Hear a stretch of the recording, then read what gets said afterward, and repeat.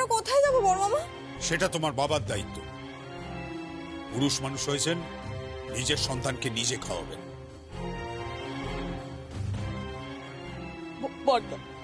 বড়দা একবার শুধু আমার কথাটা একটু শোনো আমার কথা। কোনো কথা নয়, ওকে চলে যেতে বলো।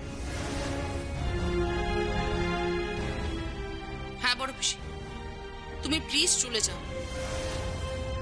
রাগিনী, তোকে অনেক বুঝিয়েছি, তুই বুঝিসনি, এবার কিচ্ছু করার নেই, তুই চলে যা। এই পরিবারে তোর আর জায়গা হবে না, চলে যা। কিন্তু সবাই মিলে আমাকে এরকম ভাবে বেরিয়ে যেতে বললে কি করে হবে? আমি কোথায় যাবো? আমার যাওয়ার জায়গা নেই, আমার বরের কোনো কাজ নেই। ছোটদা আমার বর কিচ্ছু করে না, আমি মেয়েটাকে নিয়ে কোথায় যাবো? গাছতলায় দাঁড়াবো নাকি? আমার মেয়েটার পড়াশোনা কি করে করাবো বড়দা, তুমি বলো। সেটা তোমার আগে ভাবা উচিত ছিল বড় পিসি। গীতা, কি বলছিস এগুলো মা? এভাবে আমার সঙ্গে কেন কথা বলছিস হঠাৎ করে? হ্যাঁ, কারণ তুমিও একইভাবে সকলের সঙ্গে কথা বলে গেছো। তোমাকে দিনের পর দিন ধরে বোঝানোর চেষ্টা করা হয়েছিল, কিন্তু তুমি আমাদের কারোর কথা শোনোনি, আমাদের কারোর কথা তুমি কানে নাওনি। সম্পত্তির লোভে তোমার মাথাটা পুরো খারাপ হয়ে গিয়েছিল বড় পিসি, তুমি পুরো পাগল হয়ে গিয়েছিলে। আর তার থেকে বড় কথা, তুমি যমুনা বৌদিকে চোর বদনাম পর্যন্ত দিয়েছো, তাকে দিয়ে নকল সই করিয়ে সবার সামনে তুমি তাকে ছোট করেছো, শুধুমাত্র সম্পত্তির লোভে বড় পিসি। তাই আমি বাবার সঙ্গে একেবারে একমত, তুমি প্লিজ এই বাড়ি ছেড়ে চলে যাও। দিদি ভাই, আমারও তাই মত, তুমি এখানে থেকো না। আমার মত উনি এখানেই থাকবেন।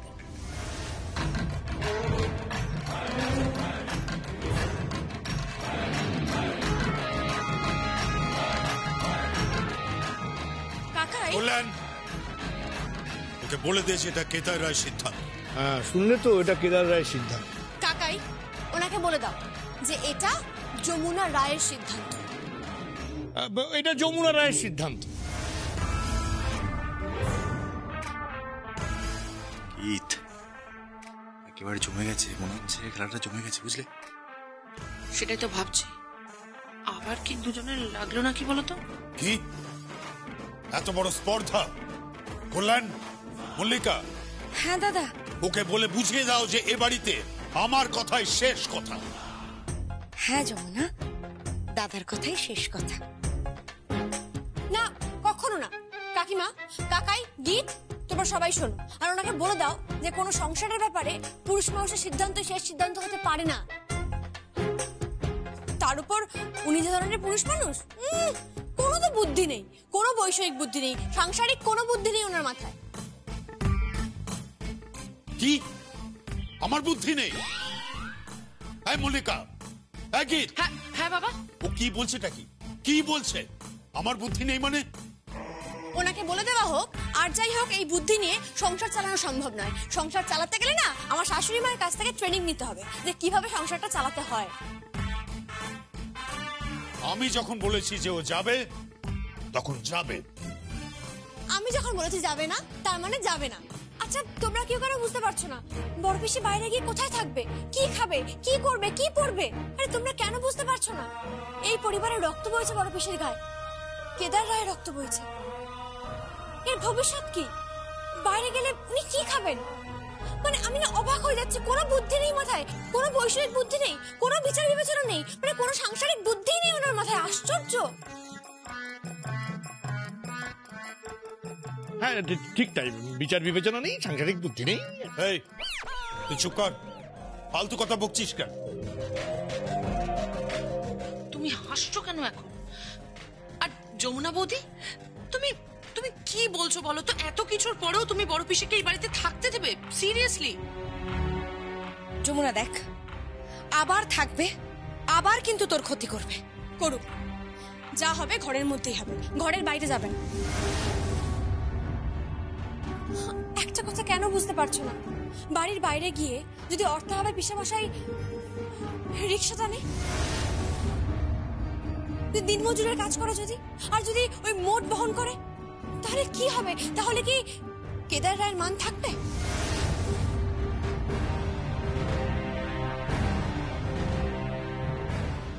ঠিক তাই, আমিও যমুনাকে সাপোর্ট করছি।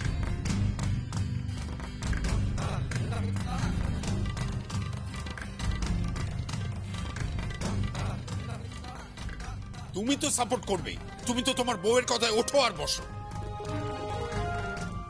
ছোট কর্তা বাবু, উনিও যদি আপনার মতন বউয়ের কথায় উঠতেন বসতেন না, তাহলে অন্তত পক্ষে ওনার সাংসারিক বুদ্ধিটুকু হতো। কাকাই, আমার শ্বশুর মশাইয়ের তো সাংসারিক বুদ্ধি নেই, মানে আসলে কোনো বুদ্ধি নেই, সারাক্ষণ শুধু গাং গাং করে চিৎকার করছে।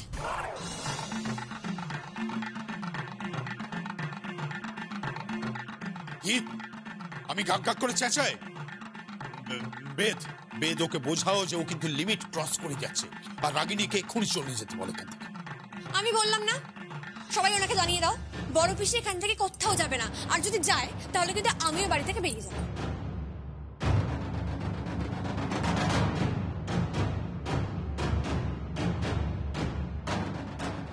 এটা কিন্তু ব্ল্যাকমেল হচ্ছে, আমাকে ব্ল্যাকমেল করছে।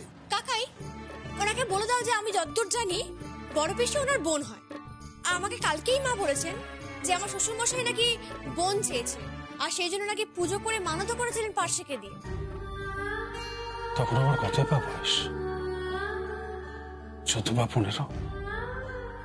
আমি ভাবতাম যে আমার যদি একটা বোন থাকতো তাহলে সেও আমাকে রাখি পড়াতো, ফোঁটা দিত, যার জন্য ঠাকুরের কাছে আমি 5 শিখে মানত চড়িয়েছিলাম।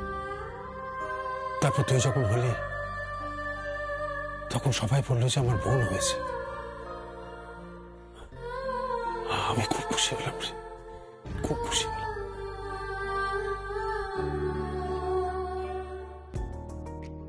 আজ সেই বোন যদি বাড়ি থেকে বেরিয়ে যায়, সে কোথায় যাবে? গাছতলায়? বড় পিসি, আপনি একদম ভাববেন না। এই যে মানুষটি আছে না, আপনার বড়দা কেদার রায়, আপনাকে ভালোবাসে। শুধু ওই বৈষয়িক বুদ্ধি নেই, সাংসারিক বুদ্ধি নেই বলে গাগা করে চিৎকার করে আর হই হুল্লা করে, তার থেকে বেশি কিছুই নয়। বারবার আমাকে এই বুদ্ধি নেই কেন বলা হচ্ছে আমি কিন্তু বুঝতে পারলাম না। এতদিন ধরে আমি এই সংসারটাকে চালাচ্ছি। হ্যাঁ, এটাও তো ঠিক। বাবা এতদিন ধরে সংসার চালাচ্ছেন, মানেটা কি? উনি কোথায় সংসার চালাচ্ছেন? সংসারটা উনি চালালে না সংসার থাকতো না। সংসার তো চালাচ্ছেন আমার শাশুড়ি মা। বাড়ির বউদের কাছ থেকে স্বামীদের ট্রেনিং নেওয়া উচিত, সংসারটা কিভাবে চালাতে হয়। কি আমি বাড়ির বউয়ের কাছে ট্রেনিং নেবো?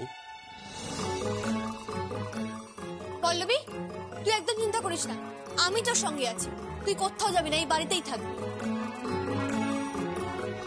আমিও দেখি তোকে কে বের করে।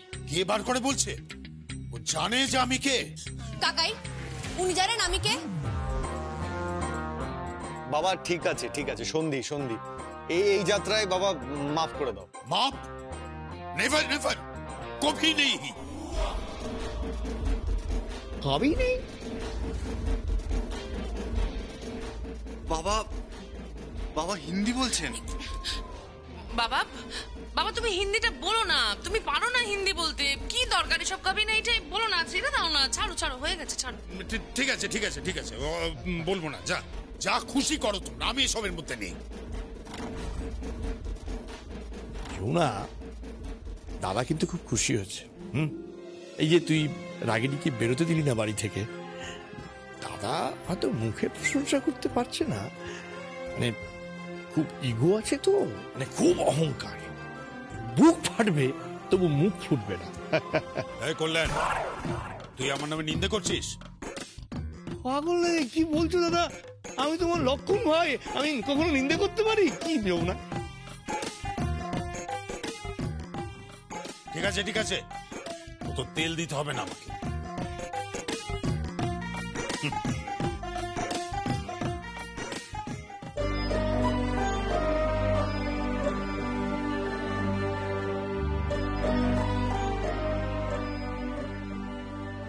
যমুনা, আমি রাগিনী শোনে দিকে, ছোট আয় এদিকে আয়। রাগিনী একদম ইমোশনাল ডায়লগ নয়। নো, ঠিক তাই, কোনো ইমোশনাল ডায়লগ নয়। আজকে তো খাওয়া দাওয়া হচ্ছে, সেই রান্নাগুলো করে ফেলো দিদি ভাই। একদম, কাকিমা একদম ঠিক বলেছে। বড় বেশি চটপট রান্না করে ফেলো, তুমি প্রাণপাত করো। আনপাত করবো মানে? মানে ছায়াদি সারাদিন যা যা কাজকর্ম করে তুমি ঠিক তাই তাই করবে। এই ছায়া, ছায়া আমাকে বলতো তুই বাড়িতে কি কি কাজ করিস? আমি তো ওই সকালবেলা ঘুম থেকে উঠেই আগে সমস্ত দরজা জানলাগুলো খুলে ফেলি, তারপর ওই ঝটপট করে না ঘর দোরগুলো মুছে ফেলি। ঘর মুছিস? তাহলে আমাকে কি ঘরও মুছতে হবে? তারপর বল। তারপরে বাসন কোসনগুলো যা যা থাকে সেগুলো সব মেজে ফেলি। বাসনও মাজিস? হ্যাঁ।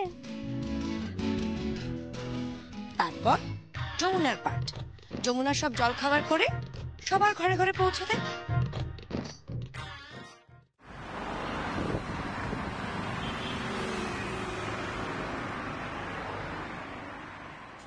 তারপর তারপর আমার শাশুড়ি মায়ের পাঠ। আমার শাশুড়ি মা ওই পুজোর বাসনগুলো ভালো করে ধুয়ে তারপরে ফুলমালা গুছিয়ে দেন আমার আমার ঠাম্মি শাশুড়িকে। হ্যাঁ, আর তারপর আমার মা আর যমুনা বৌদি বাড়ির সকলের জন্য রান্না বান্না করে।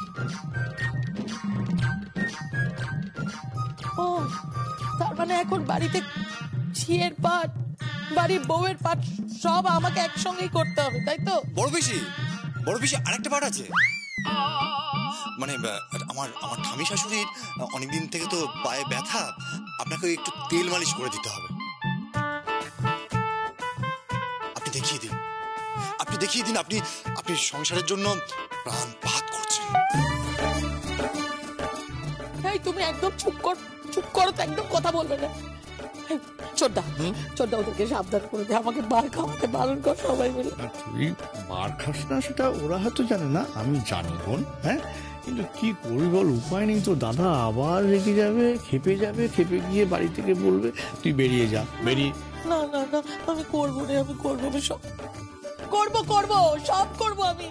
খুশি তো, সেই তো কথাই বলে না, হাতি কাদায় পড়লে পরে চামচিকে তো লাথি মারে। এই অবস্থা হয়েছে আমার এখন।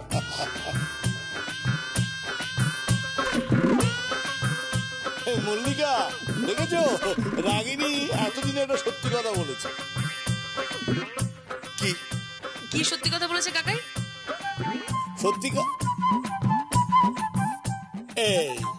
এই রাগিনী, দেখ যমুনা বুঝতে পেরেছে।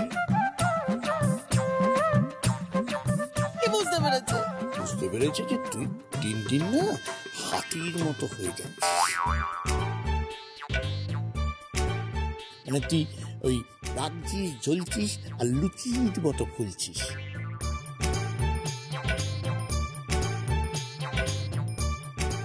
এত ফুলিস না বল, মানে ফুলতে।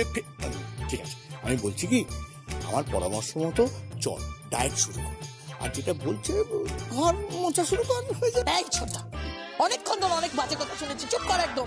ঠিক আছে বুঝেছি। হ্যাঁ ঠিক আছে, ভুলে গেছে। এই পল্লবী, কি ব্যাপারটা কি বোঝা যাচ্ছে? হ্যাঁ, খারাপ সময় কেটে গেছে, মেঘ কেটে গেছে, আকাশে সূর্যার আলো দেখা দিচ্ছে। এবার শুরু হবে রান্না।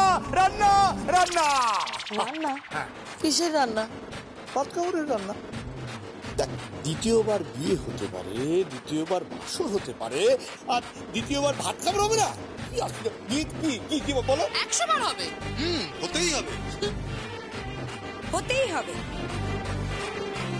ব্যাপারটা জমে গেছে। হতেই হবে। আমাদের দাবি মানতে হবে। ভাত কাপড় হতেই হবে। আমাদের দাবি মানতে হবে। ভাত কাপড় হতেই হবে। আমাদের দাবি মানতে হবে। ভাত কাপড় হতেই হবে। মা, রান্না বান্না বসিয়ে দাও। আমি রান্না করব? কি রান্না করব? হ্যাঁ বড় পিসি, আমি ফর্দ বানিয়ে ফেলেছি। 5 রকমের ভাজা, মুগের ডাল, এঁচোড়, চিংড়ি, মাছের মাথা, মাছের কালিয়া, আর চিংড়ি মাছ, চাটনি, পাঁপড় ভাজা, পায়েস।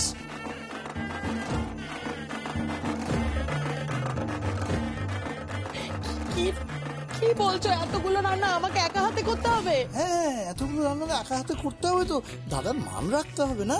বাড়িতে তোর যে পজিশন সেটা আবার পুনরুদ্ধার করতে হবে। তো তোর এটা বাঁচার লড়াই, সম্মানের লড়াই, অধিকারের।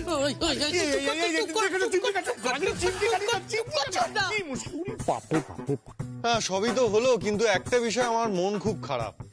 কেন?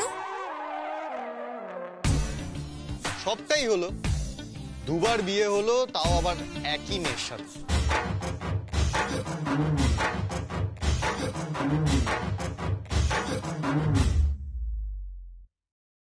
তবে রে আরে বাঁচা, আরে মল্লিকা বাঁচা, আমাদের বাড়ির ছেলেটা মরে যাবে। এই দেখো যমুনা, যমুনা কি হচ্ছে? দেখো দেখো আমাদের বাড়ির ছেলেটা।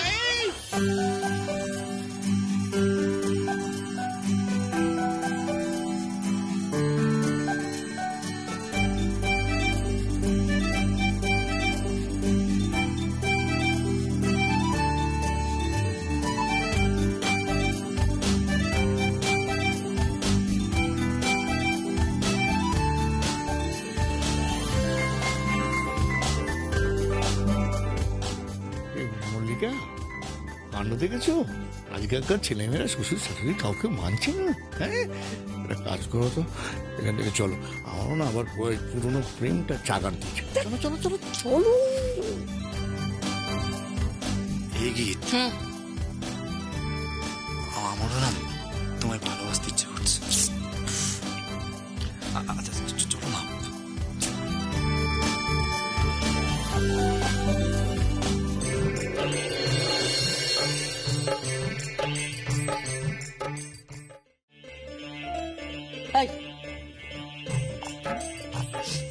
কি দেখছিস তোরা? যা ওপরে যা, এই অনলাইন ক্লাস আছে না, যা ওপরে যা। হ্যাঁ বেশি যাচ্ছি। মা বলছি যে ব্রেকফাস্টটা পাঠিয়ে দিও আজকে, আর স্যান্ডউইচ খাবো না প্লিজ, আজকে একটু লুচি তরকারি বানিও। হ্যাঁ বল বেশি, লুচি তরকারি খাবো। চল বলবি।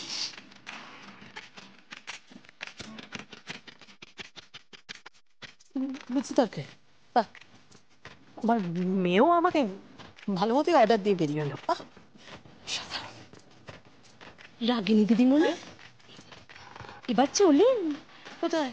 শুরু করতে হবে তো। কি শুরু করবো? কেন? ভাত কাপড়ের আয়োজন।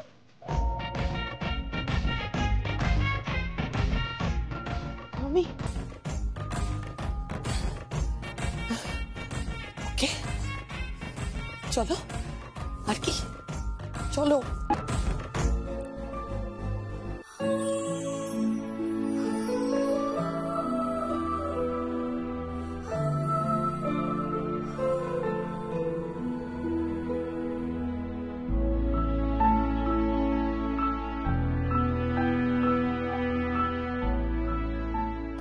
সবকিছু আমাকে করতে, ও বাবা রে বাবা, একা হাতে কি করে করা সম্ভব?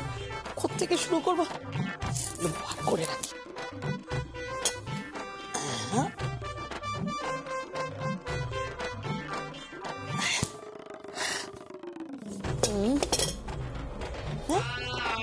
পেঁয়াজ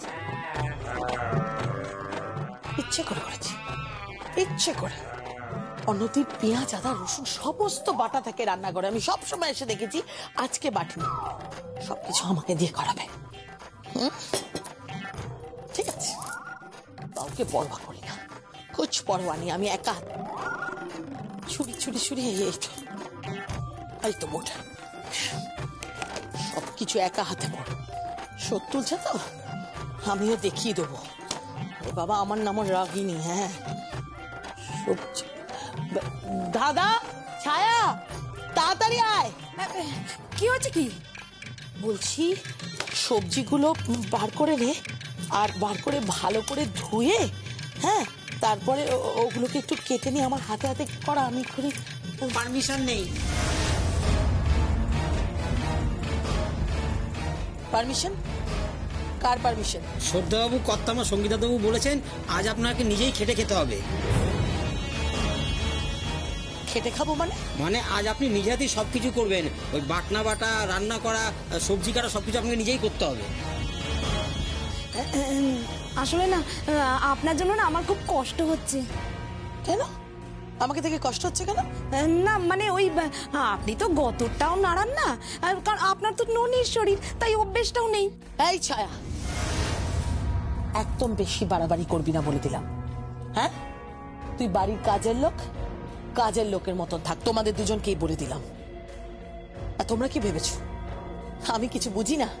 এই কথাগুলো হঠাৎ করে এত বলার সাহস কি করে পাচ্ছ? ষড়যন্ত্র, আমার বিরুদ্ধে এই বাড়ি সবাই মিলে ষড়যন্ত্র করছে। ঠিক আছে, আমিও দেখবো কার কত সাহস। বড় বৌদি, এই বড় বৌদি, বড় বৌদি।